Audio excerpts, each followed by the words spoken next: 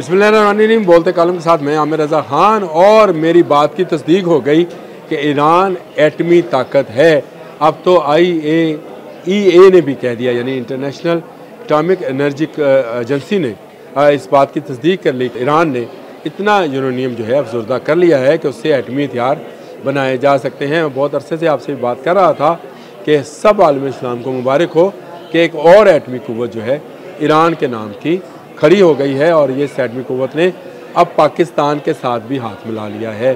और पाकिस्तान के वज़ीर आज़म शहबाज शरीफ ने जब दौरा किया था और वहाँ पर मुलाकात की थी ईरानी सुप्रीम कमांडर से, तब भी मैंने ये बात कही थी कि ईरान जब चाहे जहाँ चाहे एटमी धमाका कर सकता है। और ईरान का एटमी धमाका वो उसकी आवाज़ वो अभी नहीं हुआ है, लेकिन उसका शोर, उसकी आवाज़, उसकी गूंज जो है इज़राइल से अमेरिका तक सुनी जा रही है। और अमेरिका ने IAEA की ये रिपोर्ट को लेकर दोबारा से ईरान से कहा है, और ईरान ने वही मौक़िफ़ दोहराया है कि उनका जो एटमी प्रोग्राम है वो एटम बराए तवानाई है, एटम बराए हलाकतें नहीं है। वो कोई एटमी बम बनाने का इरादा नहीं रखते हैं। बिल्कुल सही कहा ईरान ने। मैं ईरानी मौक़िफ़ की बिल्कुल हमायत करता हूँ। हम भी यही कहते रहे हैं कि एटम हमारे लिए अमन की अलामत है, और हम चाहते हैं कि दुनिया में अमन कायम रहे। अगर हमारे पास इस वक्त एटम बम ना होता, हमने वो 5-6 धमाके ना किए होते जो चाहिए मुकाम पर किए थे, तो आज इंडिया हमें खा जाता।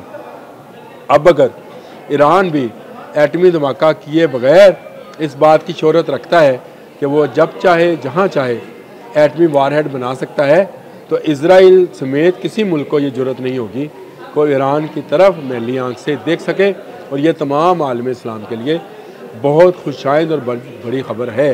दुनिया में मैंने आपको पहले बताया था कि नॉन डिक्लेयर्ड एटमी कुव्वतों में 3 ममालिक अहम हैं। एक इज़राइल है, एक शुमाली कोरिया है, और एक ये ईरान है।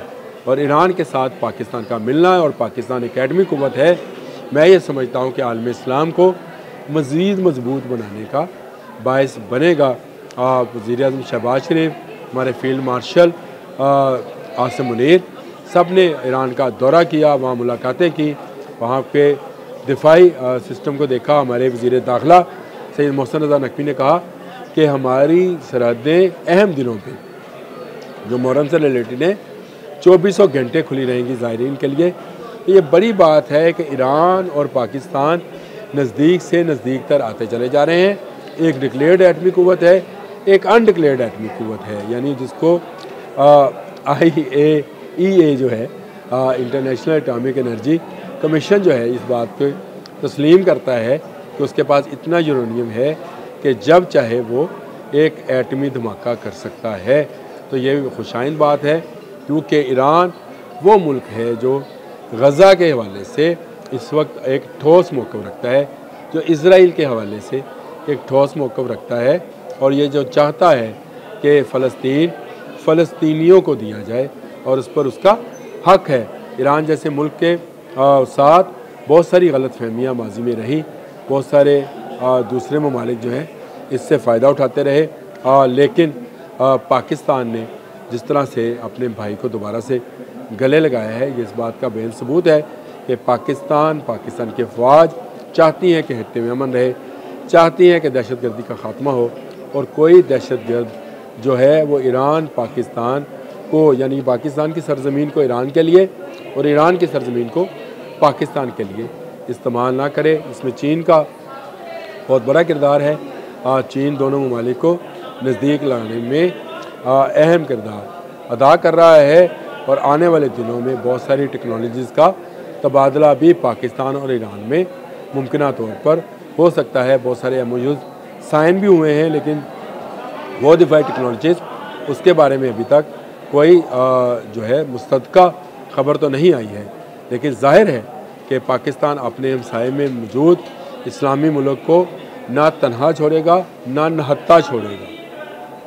लफ्ज़ पर गौर कीजिएगा, ना हम ईरान को तन्हा छोड़ेंगे, ना नहत्ता छोड़ेंगे। ईरान को इस काबिल ज़रूर बनाएंगे कि वो अपना दिफा कर सके। किसी पर हमला करना किसी इस्लामी मुल्क का कभी मोटो नहीं रहा, ना पाकिस्तान का रहा है। अब भी हमने ये जो इंडिया ने हम पर हमला किया था, इसमें हमने अपना दिफा किया। हमने उन तैयारों को नुकसान नहीं पहुँचाया जिन्होंने हम पर हमला नहीं किया। हमने जिन तैयारों को गिराना था गिराया, और वो तैयारे गिराए जिन्होंने पाकिस्तान पर हमला किया था। हमने किसी हरगिज़ ऐसे तैयारे को नुकसान नहीं पहुँचाया जो उस हमले में शामिल नहीं था। लेकिन जब भारत ने बाकायदा ड्रोन्स भेजना शुरू किए तो उसके बाद हमने फ़तेह मिसाइल से उनके उन ठिकानों को निशाना बनाया जो पाकिस्तान पर हमलों में इस्तेमाल किए जा रहे थे। वो चाहे ब्रिगेड ऑफिस था, चाहे वो उनकी एयर बेसिस थी, सबको उड़ा के रख दिया। और 4 घंटे की लड़ाई में एक बड़ी ताकत को झुकने पर मजबूर कर दिया, मुलाकात करने पर मजबूर कर दिया, और ये कहने पर मजबूर कर दिया कि राम करे सीज़ फायर हो जाए। हाँ, वो तो राम करे ही कहेंगे, हमने तो अल्लाह का नाम लेना होता है। तो आज ईरान जो है एक नई क़ुव्वत बनकर उभर रहा है, और अब इंटरनेशनल एटॉमिक एनर्जी कमीशन की जो रिपोर्ट है उसने ये साबित कर दिया कि ईरान के पास इतना यूरेनियम अफज़ोदा है कि वो जब चाहे जहाँ चाहे एटमी हथियार बना सकता है और एटमी धमाका करने की सलाहियत रखता है। मैं तमाम आलमी इस्लाम को इस हवाले से मुबारकबाद देता हूँ कि पहले सिर्फ पाकिस्तान एक क़ुव्वत था, लेकिन अब ईरान दूसरी क़ुव्वत बनने जा रहा है, और इंशाअल्लाह ताला ये क़ुव्वत भी इस्लाम के लिए, इस्लाम के दफ़ा के लिए इस्तेमाल होगी। अब तक के लिए इतना ही। अल्लाह।